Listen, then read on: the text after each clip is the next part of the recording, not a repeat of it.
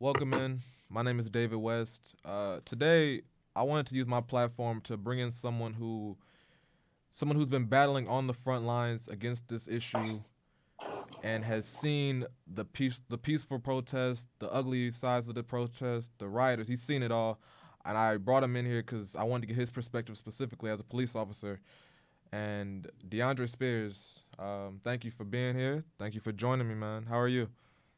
I'm good, man. How you doing, bro? I'm good, bro. Again, I can't thank you enough for taking the time out of your day to be here. I know it's so much going on in the world today, and I feel like the best thing I can do is to use my platform to bring people like you on who have seen what's going on and can eloquently state your stance on things and sort of your take on the world at large, man. So I appreciate you being here, bro.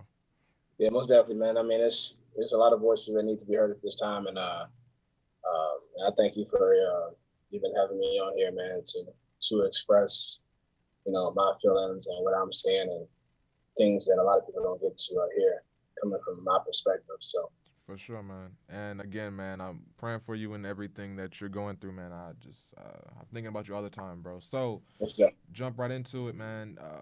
As a police officer, if you don't Let's know right, DeAndre, right, right. I say it again. Let's jump right into it. Jump right into it. All right, DeAndre is a police officer in Indiana. Again, been on the front lines. We'll run some pictures throughout the course of this, so you can kind of see what he's been involved with and what he's kind of been doing out there. So what have you seen out of these protests, man? What have you seen on the front lines, man, of this issue?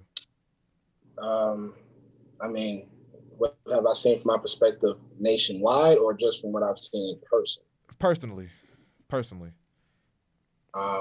So personally, I've been thankful that the protests that have assembled, the protesters that have assembled to protest for a legitimate reason, they haven't they went well, I would say, in my area.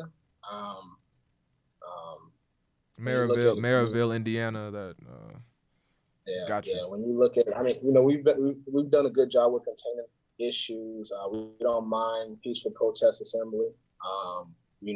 But it's just people have their own agendas outside of protesting, uh, which is the ones that are trying to cause destruction, trying to deface property.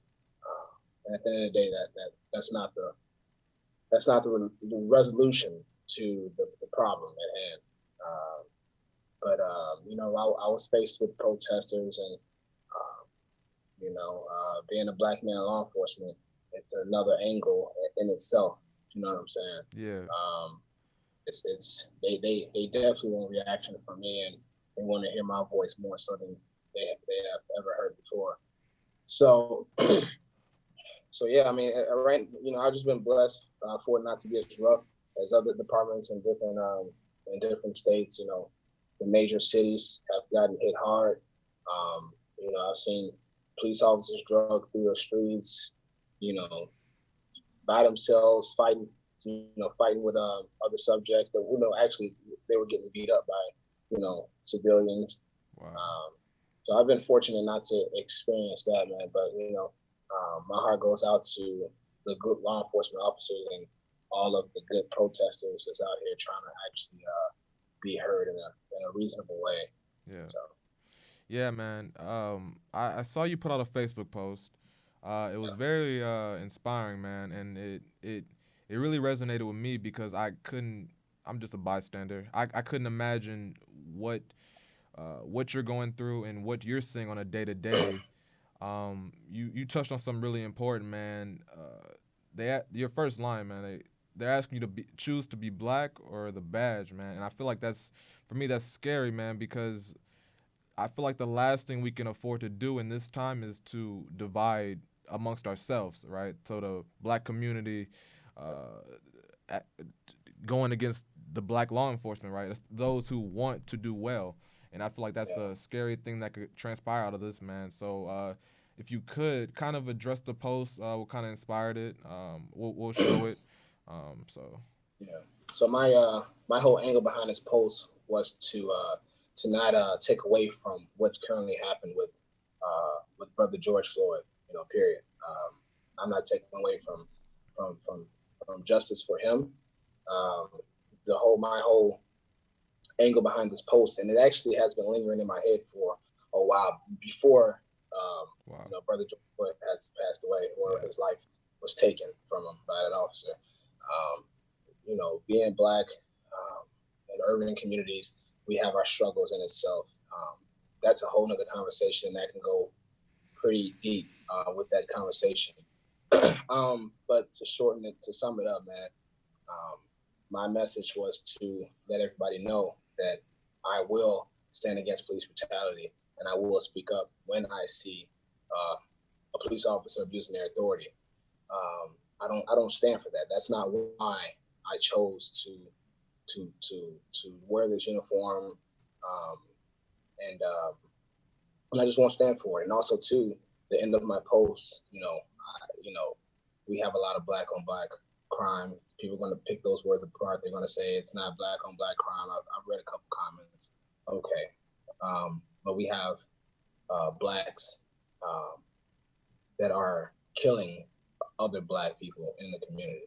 Yes. Um, and that's just facts. Now they want to talk about, well, white on white crime, Asian on Asian crime, et cetera, et cetera. I hear that, but the way the media portrays us, if you look at the news of Chicago, there's a lot of kids dying, not to the hands of police officers, but to the hands of people within the community. I just want us to realize that we need to make a change within our culture for ourselves. Because if we want everybody else to help us, I feel like we need to start stepping up and helping ourselves more and actually fighting against what we see going bad in what we see um, that's happening in our community, um, and that's just what that post was about, man. We just need to also, not just only Black Lives Matter when you see a white cop killing a black man. To me, Black Lives Matter when it comes to that, and it matters in the day to day lifestyles or the day to day neighborhood black neighborhoods with black people being killed. So For that's sh- what my hope was with that post. for sure. L- what kind of reception have you gotten from the post? I guess I want to like to say. It seemed like more so people that are pro police, they support my posts. Okay. People that know me, they all know my true intentions. They support me. They support the post. People that don't know me, that are black, maybe they don't like some of the word choice I use. They don't also think that that's a discussion to be had, and I think that's our problem. Yeah. You know, I feel like we don't want to face the real issue. Mm. You know, and I use a small example. If you don't like the way, if you go to Walmart and you don't like the way they stock in shelves, and you want to make a change, you want to change that, you might speak to the manager, and the manager says, "I can care less what you say." So what do? You apply to Walmart, you become an employee, you work up through the management, you become a store manager, and you start stocking shelves how you want to stock the shelves. So if we want to make a change within anything, we have to infiltrate, and we have to step up in positions to be able to speak up, and try to make change within. You can't make change out on the outside end. It's hard to. Yeah. So For sure. I guess I don't get too because obviously we don't have the answers. We do our part. I feel like that's the best way to address these things. You do your small part, and we just pray that that can, as a collective, enforce change. But you talk about how can we? You talk about um, we need to fix the relationships again between our community that look at you and they look at you as just a badge, right? They don't see the real purpose behind what you do and what you yeah, they don't, serve. they don't they don't see my true characteristics. They don't know my personality and who I really Exactly. am. Exactly. So again, this is a loaded question, but how do we change that, man? Because I feel like you're fighting two battles, man. You know, It's it's against the crazy because protesters, and now it's kind of evolved into your own community coming after you as well. So, you know, yeah, it's kind of crazy because I actually reach out to a couple of my friends that aren't police officers, and I'm like, listen, man, you're a black man. You know how to speak. You know how to articulate yourself. What would you do? What things could be changed between law enforcement and the community?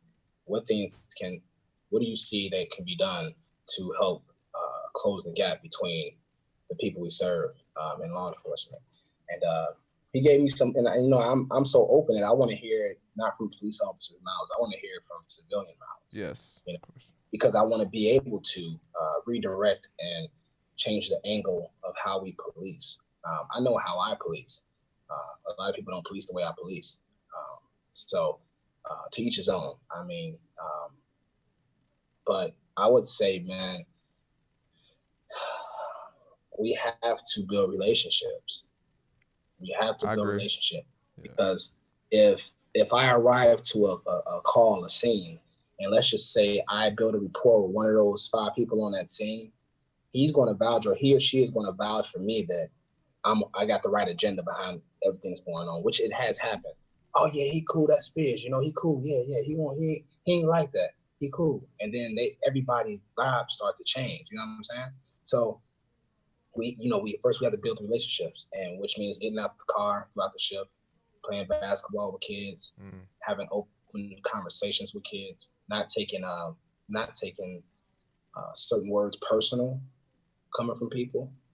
Um, I've built up that type of resistance to where I don't allow people's negativity to change my emotions. Because I feel like most of the people in this world, they think with emotion instead of logic, yeah, and I feel like that's our greatest weakness. Instead of logically trying to resolve a situation, you allow emotion to get the best of you, and then you end up making decisions or saying things out of emotion, yes, which doesn't do anything. Um, yes, so my whole take is that's why I created TikTok. I created TikTok 3 months ago, which right now I have like 85,000 followers on TikTok. The reason I created it was bridge bridge that gap with between police officers and civilians wow, nationwide, not just locally, nationwide. And mm, I've gotten a huge. I mean, I'm talking about 99 to 98% of the people that follow me are supporters. wow, They support me. They support how I try to uplift, how I try to bring humor into policing, which allows them to see my character, who I wow, truly am. I don't front. I don't fake. I'm not a RoboCop. When I'm in a uniform, I'm the same person that I'm outside when I'm outside of uniform. And I think mm, some cops, they tend to, when they put on a uniform, they tend to not be themselves. They don't want to be perceived as weak. I don't mind being perceived as weak because um, that's just a part of our human nature. yeah, So so but yeah, man, that's what I did, man. I made that TikTok account, and I continue to make TikToks, and I just wanted to be able to bridge a gap in that way, and it has helped. Crazy yeah, thing is, while in that protest that I was in, where I had 4 to 5 black people in front of me, um, telling me to take off the uniform, choose the badge. Choose to be black and not the badge. mm, Stand up for us. One of the guys in that group, he was like, "I know you," and I wow, was looking at him, and I didn't know him. I didn't know him, and he was like, "I know you," and that's the crazy thing about it is, I know what you stand for. He was like, "You the TikTok famous cop." All the people in the crowd was like, "Oh, he TikTok famous? He TikTok famous? Oh, like. But that's a relationship that I built with somebody that I never even touched or have seen in person. And that's the crazy thing, bro. So yeah, it's kind of like that right there lets me know I'm on the right path. Like even I can't touch everybody, bro. I can't touch everybody. But if I take certain steps to try to make build a relationship with people that by doing videos, then you never know when I might run into that person on the streets, and you never know what situation they might be in. They might be in a situation where they want to commit suicide, but since they feel like they know me because they've been watching my TikToks and all of this, and that's a common ground we have, right? And once you got a common ground with somebody, you can further digress the situation. You can Yeah. change the dialogue of the conversation when you're dealing with that situation. Yeah. Take that person's mind place, and so yeah, man. But that's what it is. So No, that's beautiful, man. So, are you optimistic about what can come out of this? Do you feel like we can the I feel like protest? Go ahead. this is going to create change. This is Okay. definitely going to create change. Okay. I think it's reached out to more than just the black culture. You know, we got white people standing with us, protesting in their cities. I think it has changed.